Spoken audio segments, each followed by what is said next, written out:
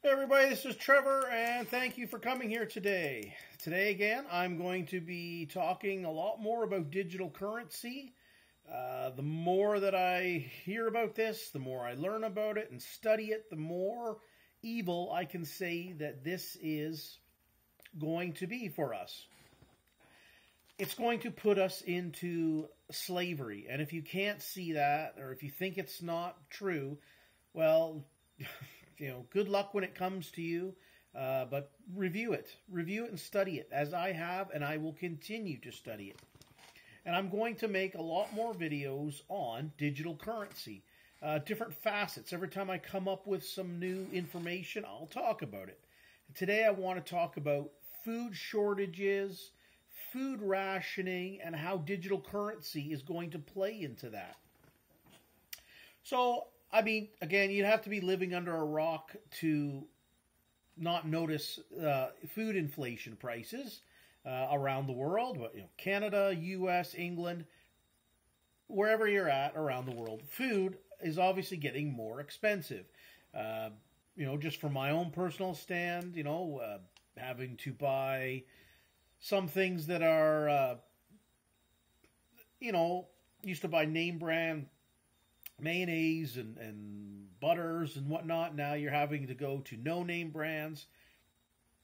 Still trying to buy as healthy as food as we can, but sometimes turning to things that maybe in the past I wouldn't buy. Like just the other day, I bought no name mayonnaise. Tastes just as fine as any of the name brand, but I mean the name brand products are just becoming too expensive. And what do we do when even the no-name brands become too expensive? Because we're definitely in an inflationary time, recession, and they keep talking about, well, it's going to get worse in 2023, and that's when the real recession hits. I don't know who these economists are. I mean, they obviously don't buy groceries and gas because I can tell you right now, since March 2022 here, it's just been outrageous to have to buy those, groceries and gas. And even before that, obviously, when the pandemic started, March 2020, things, I knew things were getting more expensive. Hence the reason why I've been preparing and stocking up on as much food as I possibly can. Food that has a long shelf life, such as rice and canned foods, and stocking up on other things, such as, silver bars back here that I have.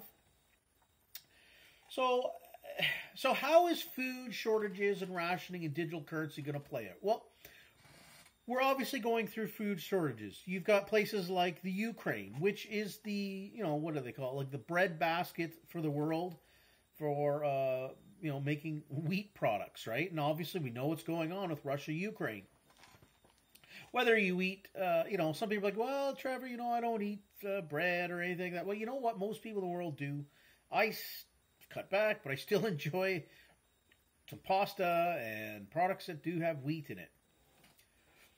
So with that shortage coming, and then you have, I mentioned this in a video a few weeks ago about the Netherlands closing down, forcing, by the way, 3,000 farms to close down. Farms that are dairy farms, the cattle, all those meat and dairy kind of farms are going to be closed down because apparently, in their bright wisdom, the Netherlands thinks, well, they're consuming too many nitrates and using too much nitrogen and oh my goodness. So what are they going to do with that land? Probably build condos on it or whatnot, but you see more of a push for this, people closing down,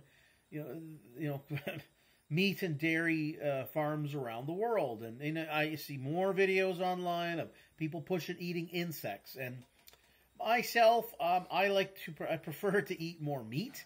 I'm not going to eat insects. Some fruits and vegetables there. Like I said, once in a while, I enjoy a nice slice of bread, sourdough bread, some pasta. And I hope if you're a vegan watching this, that you're going to stand up too. I'll stand shoulder to shoulder with a vegan right now because I'm assuming. I guess that I shouldn't assume because it makes an ass out of you and me. Hence the word assume. But I'm going to say that vegans aren't going to want to eat insects either. So hopefully we can stand shoulder to shoulder on that one and push back against the establishment for trying to you hear more and more about it. Even here where in southern Ontario, there's a factory that is producing baked crickets, and I can't believe it. I can't believe this kind of stuff is happening when we have to talk about it, but here we are. They're pushing insects and trying to get rid of the meat. But what I'm thinking is when governments and these quote unquote elite people around the world are pushing to close farms and get rid of food that we've been eating meat and dairy products for thousands of years. They're trying to get rid of that. So it creates a shortage, okay? Rather than allow these farmers who are the stewards of the land to continue to produce their products, not insect products though. That is not a food product that you eat unless you're, living through some kind of natural or man-made disaster that on an epic proportion. So I'm not going to eat bugs. That being said, I think there is a worldwide food shortage that's being created, okay? The Russia-Ukraine, governments shutting down farms because they say, whatever, too many nitrates, too much, there's too much CO2 in the air, which, by the way, plants need. So if you're a vegan pushing for some kind of green technology and whatnot, do you realize that the trees require CO2? And plant life requires CO2 to be alive, just as we need oxygen. Plants need CO2. So, kind of think about that.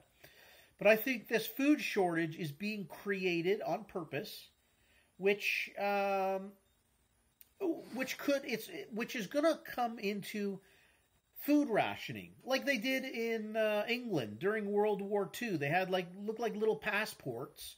And they used to stamp them, okay? They go out and get maybe 1 pound of butter per week or whatever it was. I don't know what it was. But they had these passport books because obviously they didn't have computers back then or the internet. So they would food ration. It's World War II. Shit's going on. Everybody knows what happened. England, Germany, all that shit. So food rationing. But what if they used that as an example for today to introduce, again, to push the digital currency? And once the digital currency comes in, then with food shortages, perhaps they can use food rationing along with the digital currency to literally ration your food. To say, hey, you know what, you've got so many digital credits in your account now, and you can only use that to buy, a certain amount of credits can be used for meat. Very few will be used for meat. What are you going to do? What are you going to do when that is the currency? I guess you'd have to do what? Like if you really wanted meat, then you have to go outside the digital currency and use, hopefully if you've got something else that you can trade or barter with to get what you need. And that's what it's going to create, this digital currency. It's like communism. Like communism takes over and says this is, food rationing, the food lineups. You hear of how communist, Russia, Soviet Russia had lineups to get food, to get toilet paper. Well, that's what this digital currency could create, because at any moment the government could have food rationing. And I equate it to like what the English people had to go through during World War II with their passport books, like food stamps and whatnot. And yet, however they did it, they'd write it down, they'd stamp it that, Sally got a pound of butter and a dozen eggs, and, you can't come back and get that for another 2 weeks or something. So that's what they're going to do with this digital currency.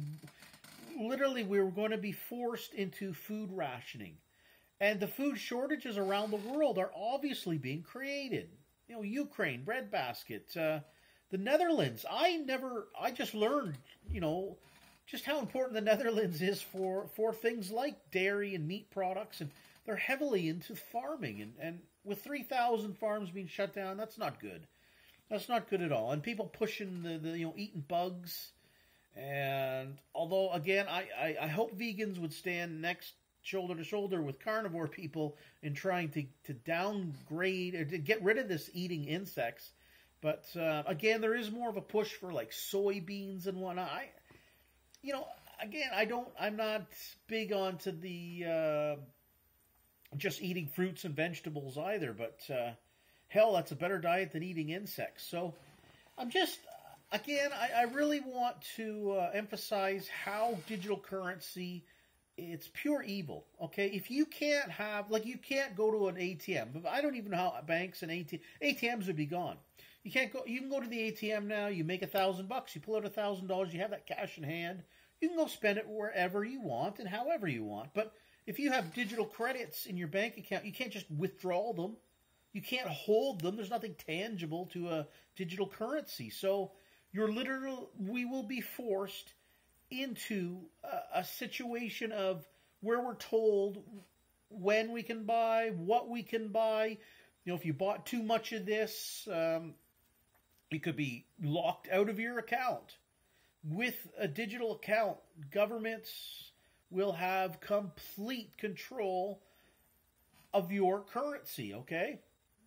And I'm sure they'll do it somehow where if you had, rather than $1,000, it'll be 1,000 digital credits. And they'll just transfer it over. If something costs $300 right now, it'll just be, well, now it's 300 digital credits. That's your digital currency. Now they'll just exchange it and make it all nice and pleasant for everybody. But I just see a world getting into, food shortages. We've been talking about this I've been at least talking about this since, the outbreak of the Russian-Ukraine war here. And it ain't getting any better. I mean, obviously, I go to my Walmart and local grocery stores. Some parts of the shelves are empty, but for the most part, they're still full, but the prices are going up. Prices are going way up. Or you'll see the price is the same, but it's shrinkflation because now the product tin is smaller. So, yeah. So that's where I'm thinking. I'm just looking at digital currency, and if you can, please comment below, like, share, comment, and give me some more ideas on what you think, how digital currency is going to play into food shortages and food rationing. And I really think that the modern food rationing, like how they used those passports during World War II in England, the new passport will be digital currency. And your digital currency will be, your food will be rationed out. Food and everything, clothing, everything that you need could be rationed out. And, it's not going to be very pretty. So that's just another take I have on digital currency and why we should stop it. Because we could easily be controlled through our food.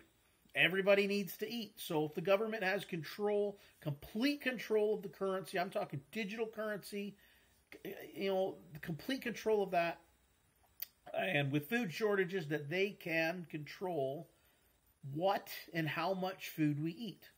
Okay, thanks very much. Stay free.